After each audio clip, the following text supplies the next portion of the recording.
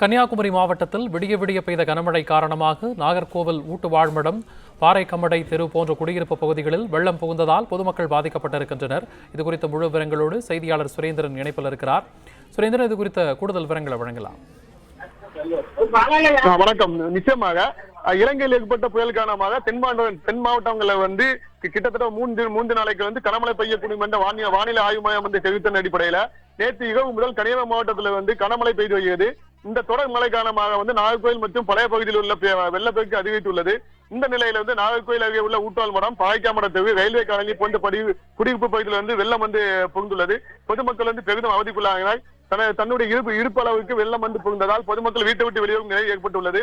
மேலும் அதனை சுற்றி அந்த தண்ணீர்களை வெளியேற்றும் முயற்சியில் பொதுப்பணித்துறையும் மாநகராட்சி ஈடுபட்டு வருகின்றனர்.